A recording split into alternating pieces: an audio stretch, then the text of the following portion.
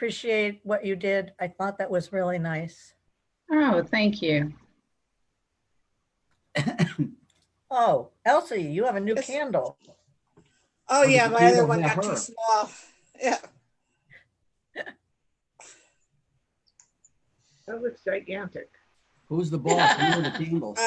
It's not all that gigantic. It's You just got a close to super the. size Right in candle front of the or- camera. Either that or it's just so close to, oh, okay. Oh. It's so close to the camera. An optical illusion. Candle like a giant gigantic. I You thought we were climb having that an candle invasion. to get, it's like going Jack and the Beanstalk. Yep. Yeah, so what I have is one that I made a long time ago. You can see the weird Oh. colors. But That's cool. yeah, so I won't burn my hand yet either. That's beautiful.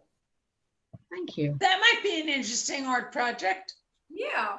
I did it once when we were doing a camping trip with the congregation when I was in Virginia Beach, and we did it over hot plates at the campsite. Mhm. With the wax and then the dipping, and then you keep it the 3 strands thin, and then you braid them. Mm. Cool. That's great. Many years ago, when I was still teaching 4th grade, we made candles in the classroom, and it was the whole thing with Little House on the Prairie. We did a lot of those crafts. Nice. And we did not burn the school down, and we did not get wax all over the floor. The kids were real good. Oh, That's a good trick. Mm-hmm. But Suzanne, gosh, I'm retired 13 years from 5th grade, so it's probably 25 years ago, if not more. that's a fun project that kids can't do right now with this COVID teaching. Yeah. Those sorts of things. Think about all of those things. Unless you have families involved at each home to do it. So Right. Yeah. Right. We've got a friend, or I've got a friend who lives in the neighborhood. She's an art teacher. She still hasn't been told how art supplies are going to be disseminated, not just to her, but to the students. Mm-hmm. Yeah. The Dennis program and I that are we gonna did, when we did the microcalligraphy programs, the synagogue that was doing it in Tulsa had drive-bys. There was a certain window and you could come in. They gave out bags with the project materials in it for the kids, for the family one, and then different materials for the adults. That's great. Nice. So that way they had more people who did it. Mhm. I bought color pencils because that's what I saw afterwards. And I was helping my sister organize and clean and have a bunch of stuff to donate. But then we found she had the pens. That would have been perfect for it. Yeah, Yeah. both ways. Yeah. Welcome, Sylvia. So I have first from Pearls of Elul that Rabbi Gutman puts together for and sends out and has done it for several years for Temple Emmanuel in Greensboro. He has a joke today. He gives food for thought too, but it's a joke to start with. So I figured I would start with that before the story. So there were 3 rabbis on a boat in the month of Elul, and the discussion quickly turned to what was the greatest sin each had committed and what each rabbi wanted to work on during this month. So one rabbi said, I love to go out occasionally and have a lobster. I do it in a town far away from my congregation where no one in the congregation will see me, and that's my biggest sin. And the second rabbi said, my biggest sin is that I'm a cheater. No, I don't cheat on my wife, but really do cheat on my taxes. And they looked at the third rabbi, who absolutely refused to talk. And they begged him and they said, please tell us, what is your biggest sin? And he refused again to tell them. And eventually, if they coerced him a little bit more, he said, my biggest sin is the sin of gossiping. And I really can't wait to get off of this boat.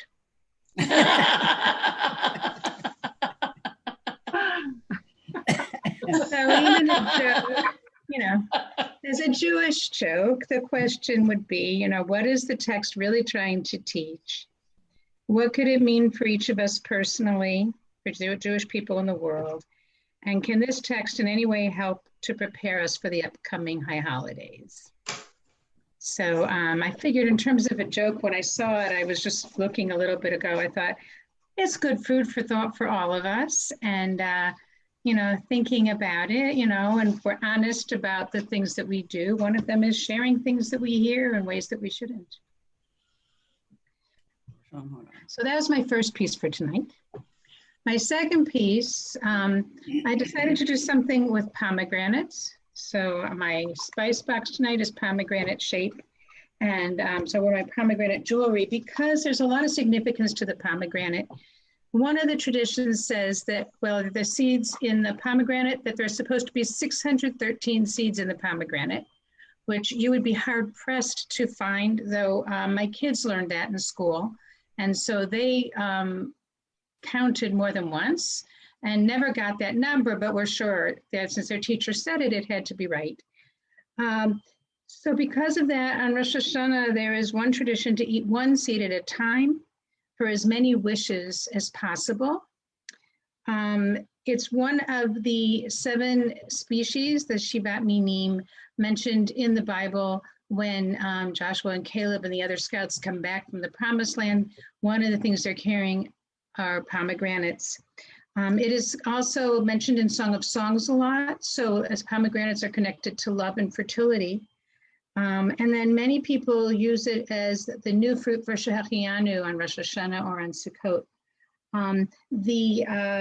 There is a Sephardic Seder for Rosh Hashanah. Some year when we can be together for Rosh Hashanah, maybe we'll do it. Some people have put together some beautiful ones this year. And the blessing for the eating of the pomegranate there is, may we be as full of mitzvot as the pomegranate is full of seeds. So also the rimonim rimonim is the plural for pomegranates, is also what we adorn the Torah with, that we put on the top of the rollers. The silver, or sometimes shaped more as a pomegranate, often with bells on it as well. And pomegranates still grow in Israel. So lots of significance for pomegranate. So I had started last week looking for different stories about justice, since we were looking last week at Tzedek Tirdof. So this is one from there, but it's about a pomegranate seed as well. So long ago, there was a poor man. Wait 1 second. Okay. So long ago, there was a poor man, and he was caught stealing a meat pie in the marketplace, and he was sentenced to death. He was distraught in prison awaiting for his sentence to be carried out, and he didn't want to die. So he came up with a plan. So he told the warden that he knew a special secret and he wanted to share it with the king. So when he was brought before the king, he bowed low and he told him that he knew the secret of how to make a pomegranate seed grow and bear fruit in one day. It was something that he had learned from his father. This is pretty miraculous, since it usually takes a pomegranate tree 3 to 5 years to bear fruit. So the king really wanted to see this happen, so he ordered the prisoner to dig the hole. But the poor man said, he's not the one who can dig the hole and plant the seed. It can only be done by someone who's never stolen anything in his life. And since he was in prison for stealing a meat pie, he could not dig the hole and plant the seed. So the king looked around his royal court for someone to plant the seed. And one by one, each member of the court admitted that they had stolen something sometime in their life and they couldn't plant it. Even the king himself could not plant the seed. So everyone got a little uncomfortable and embarrassed, partly that they who had so much had stolen, and yet they had condemned a poor man for stealing a meat pie to death, and he only stole it because he was hungry. They were ashamed and realized how unfair the sentence was. So the king, because he could do what a king could do, he commuted the poor man's sentence. Not only was he not put to death, but he was allowed to go free and go back to his family. He also had some pomegranate seeds, and he could plant them, which would grow in the regular way, and he knew that he would be around to be able to enjoy those fruits. So this story comes in many, many forms, and in the collection I looked at, there's at least 8 different collections of Jewish stories, which carry some version or another of the story. This one really is my own, so I did things that others might not have. Most of the time it's a pomegranate seed, sometimes it's a fig seed, but the story is the same in terms of justice and fairness and having to think about things ourselves. I know there are many other versions of this kind of a story, but we can so easily look at others and not look at ourselves. So as this week's Torah portion also dealt with a great many laws dealing with fairness, not being indifferent and concern for others, I thought this story still fit very well for this week as well. So I invite you to get your materials in front of you for Havdalah, and I am going to share all of the words for the blessings in the chat area momentarily.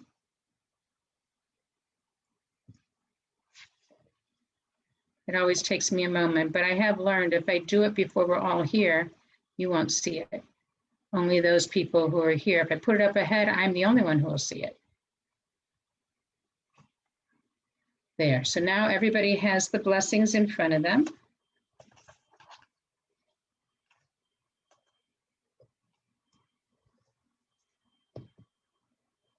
And we have different things people have done to try to keep the wax from dripping all over. So we'll all see how our different methods work.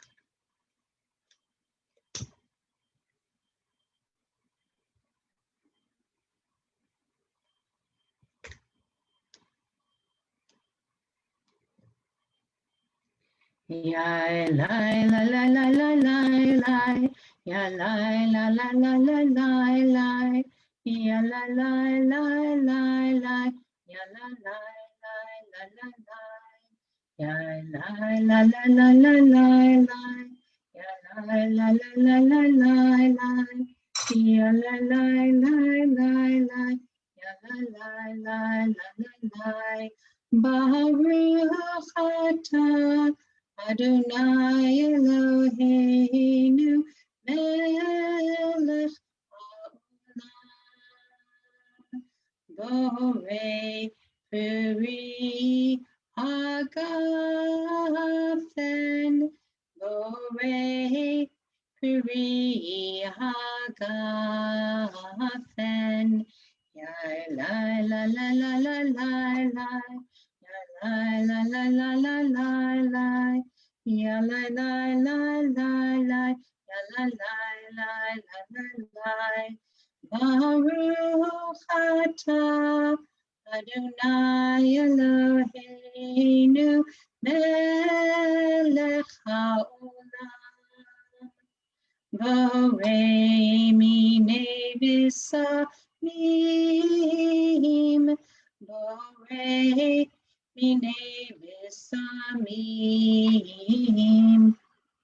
We take a moment to savor the sweet smell of the spices, to savor in the week ahead, to keep a little more of Shabbat with us. Ya la la la la la la la, ya la la la la la la la, ya la la la la la, ya la la la la la. Baruch atah Adonai Eloheinu melech haolam borei meorei ha'esh borei meorei ha'esh ya la la la la la la la ya la la la la la la la ya la la la la la ya la la la la la la Baruch atah Adonai Eloheinu melech haolam hamavdil ben kodesh lechol ben or lechoshet בין יום השביעי לששת ימי המעשה. ברוך אתה אדוני המבדיל בין קודש לחול. And as we take one more moment to savor a little bit more of Shabbat, we also get the opportunity to take a sip of the wine or juice to savor the sweetness of Shabbat as well.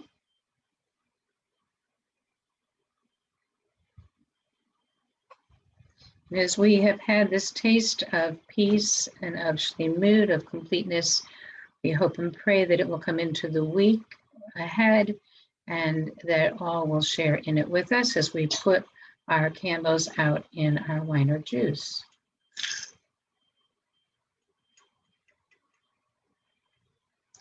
Eliyahu Hanavi, Eliyahu Hatishbi, Eliyahu, Eliyahu, Eliyahu Hagiladi. Bimhera v'yamenu yavo eleinu. Mashiach ben David, Mashiach ben David, Eliyahu Hanavi, Eliyahu Hatishbi, Eliyahu, Eliyahu, Eliyahu Hagiladi. I invite you to unmute so we can sing Shavua Tov together, first in Hebrew and then in English.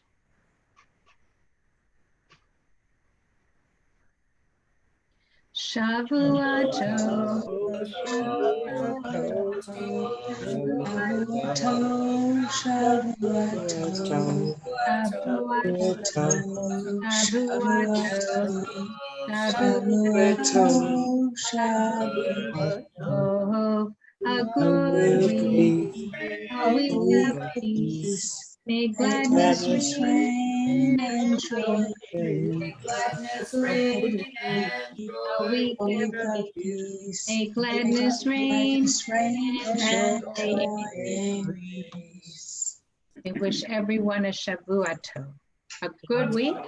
We'll be back here next week, same time, same place. The time may change for the 12th. We're going to make it a little bit later because we have a concert for Slichot with Dan Nichols that will be at 8:30. So it seemed to make much more sense if we did Havdalah like at 7:30, and then we have a moment to switch over because it will be a different link to a different place for the concert.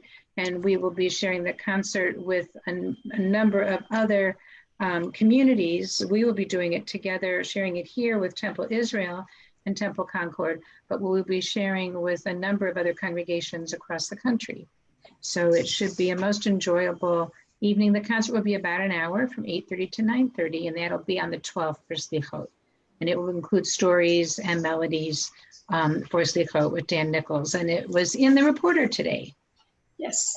Do we have to register for it, or will it come in on your You line? do not have to register. When the Happenings comes out, once I have the access code, I will be sharing it through Happenings. Good. Anyone who is not part of the congregation and wants the information will have to contact the temple office. But we'll be sharing it amongst the congregation. So just as in Happenings, you have links for other things, you'll have a link there that you can just click on your computer and get there easily. Okay. Excellent. So that should make it, I think, pretty easy.